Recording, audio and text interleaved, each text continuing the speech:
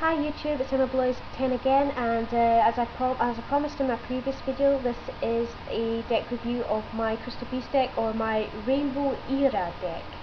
I would not be surprised if this was a lot shorter than the other video. So without further ado, we shall go into the Rainbow Era deck. I only made a few minor changes, but I figured since I haven't done anything with this deck for quite a while, I thought I'd do one for you guys, so I hope you enjoy it. So here we go. 2 Ruby Carbuncle, and basically when she's special summoned, she can special summon out the other crystal beasts from the spell and trap card zone. 2 Topaz Tiger, gains 400 attack during the damage step when it attacks, so it becomes a 2000 attack point monster. 2 Amber Mammoth, it can redirect an attack towards itself if you want to protect your other crystal beasts. Yeah, you can kind of see I'm doing this in sort of the colours of the rainbow.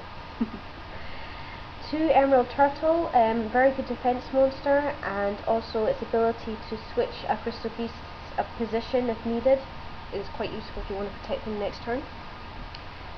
2 Cobalt Eagle, return a crystal beast to the top of the deck, so this is quite good in using Sapphire Pegasus, or sending a crystal beast you need back to the top of the deck to prevent it from being destroyed. 2 Sapphire Pegasus, to summon out obviously a crystal beast from either the hand or the deck or graveyard back onto the spell and trap card zone. And 2 Amethyst Cat, half her attack points and attack directly with it. Some people have suggested, why don't I use 3 Carbuncle or 3 of Sapphire Pegasus in that? And I've replied, well, it's a good idea for some Crystal Beast decks, but my Crystal Beast deck is sort of a Jesse Anderson style, whereas it's no destruction cards, and I think you only need like 2 of each really to fulfill the summoning requirements for Rainbow Dragon, or if they use like Hammond, Lord of Striking Thunder, which in turn leads me on to the Horyukuju no Kami, or the Ultimate Gem God, Rainbow Dragon. Again, I only need 1. I believe you only need 1, in honest truth. I'd love to use more if I could, but I think 1's just enough, as I said, because I'm keeping it sort of a Jesse Anderson style. Yeah, this is after the Shining Dragon and New Bell, and this is going to be my most favourite card. And finally, the Staple Field spell for the Crystal Beasts. 3 Ancient City Rainbow Ruins. Its effect changes depending on how many crystal beasts you've got in the spell and trap card zone. I wish they would really release the Advanced Dark Field spell that Jesse Anderson uses in the anime, and I'll go into detail about that in a little bit why. 3 Crystal Beacons, allows me to special summon a crystal beast from the deck when I've got 2 or more in the spell and trap card zone. 2 Rare Value, draw power. Basically, I've got 2 or more crystal beasts in the spell and trap card zone. Opponent selects 1, I get to draw 2. Some people have asked why not 3, and I've replied, well, the Crystal Beast deck in my opinion thins out very quickly, so I think 2 really is all you need, especially if you haven't got cards to resurrect or place them back in the deck, such as like Pot of Harpies and that, which I don't use in this deck. 2 Crystal Abundance. When I've got 4 or more crystal beasts in the spell and trap card zone, I can play this, send all cards from the field to the graveyard, and then special summon the crystal beast equal to the number of cards that my opponent had. It's not a destruction ability, so Stardust can't stop this. Some people say again, why not 3? And it's like, well, my deck isn't a Crystal Beast Abundance deck. It's not that. It's a Jesse Anderson style deck. It's mainly a fun deck. So, you know, I play it for fun, not to win every time. 2 Crystal Release, a crit spell for the Crystal Beast. It gains 800 attack, and when it's sent from the field to the graveyard, I get to special summon a Crystal Beast to the spell and trap card zone. 2 Crystal Promise.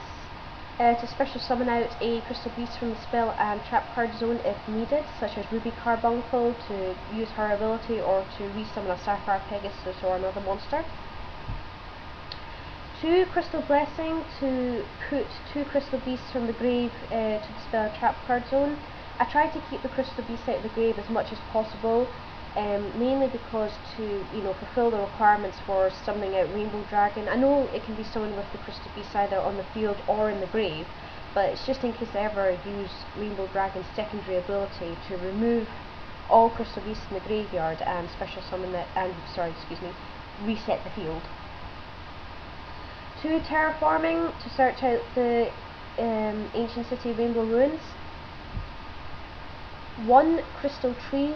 Every time spell and trap card zone is filled with a crystal beast, I get a crystal counter. Send this card to the grave to summon out crystal beasts to the spell and trap zone with equal to the number of counters.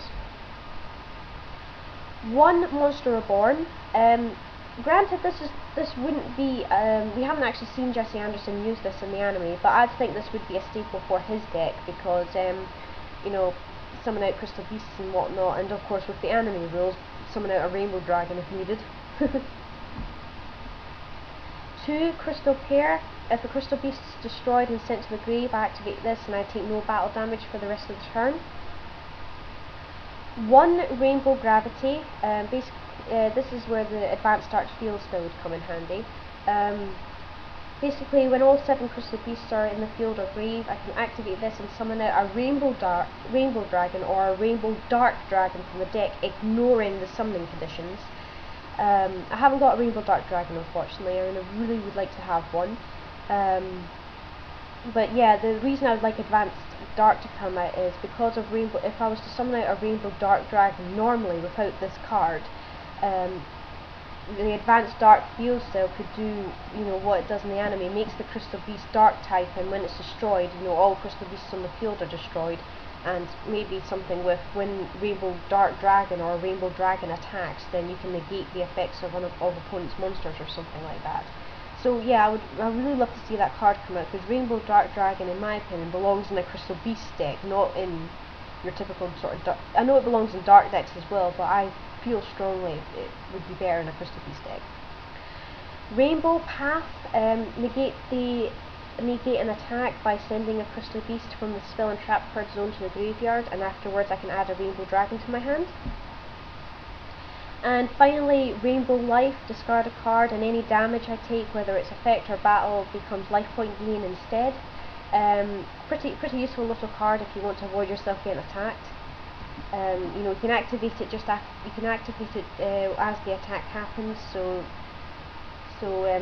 you can gain a good amount of life points back if you play it right. And that is the Crystal Beast deck, or my Rainbow Era deck, and I hope you enjoyed that, everybody. As you saw, there were a few minor changes. I took out Burial from a different dimension, which I planned to use for Rainbow Dragon's secondary ability, but I thought, well, I probably wouldn't need it or use that ability as often, so I took that and swapped it. So I hope you guys enjoyed that, and till next time, hopefully it'll be some Skype duels. But as I said in my previous video, with my job and that maybe going up to 6 days a week, I probably might be too tired to do very many videos. So till then, everybody, take care, and I'll see you guys later. Bye!